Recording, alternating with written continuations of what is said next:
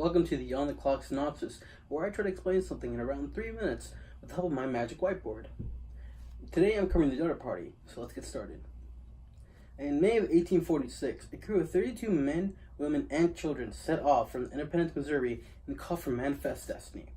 For most of the wagon trains who took the challenge, they followed the tried and true Oregon Trail that was generally easy for the wagon to travel across. However, for Landers W. Hastings, it just wasn't quick enough. So he claimed that there was a new path from cut straight to California in his guide titled The Immigrant's Guide to Oregon and California. Granted, he hadn't traveled the path himself, but it looked simple enough on paper, so why not? So the Reed and Donner families took up the tantalizing opportunity and made haste for California with a total of 87 people, later be known as the Donner Party. Arriving at the now known Donner Lake and having to set up a shelter as they arrived too late, and the snow was already coming in for the worst winter they had received yet. But not before losing a few members, wagons, and their cattle before making it there, as well as avoiding many tries at warning them not to go any further. Even at times from Hastings himself, which could have allowed him to avoid what was to come.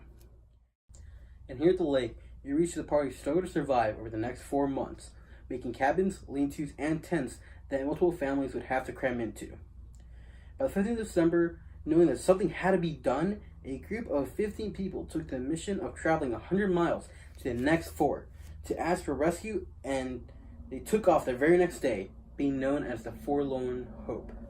However, after 6 days, their food ran out, and then the cannibalism started. 4 of the men in the group died, and the rest of the group, in desperation, resorted to cannibalism and split off into groups so no one had to eat their own kin. And with the final push, only 7 of the 15 reached safety and managed to ask nearby settlements to rescue the rest of the Donner Party still stuck at the lake. The first relief party arrived to what looked like a deserted camp until a woman appeared like a ghost. 12 of the party had already died, layered across the camp as there was not enough energy to be spared to actually bury them.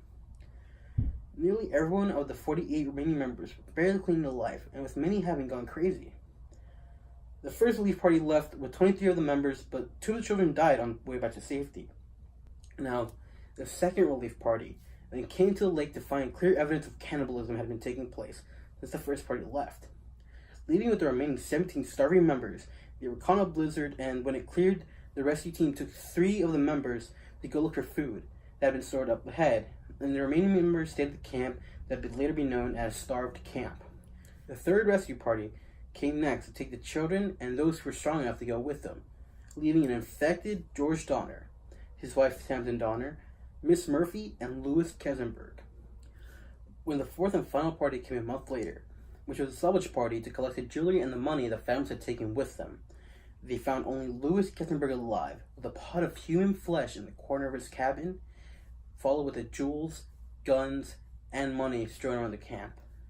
Kesenberg would be the last of the Donner Party to reach safety at Sutter's Fort on April 29th. After 11 months, the remaining 46 members finally reached California, after acts of murder, cannibalism, insanity, and sheer will to live.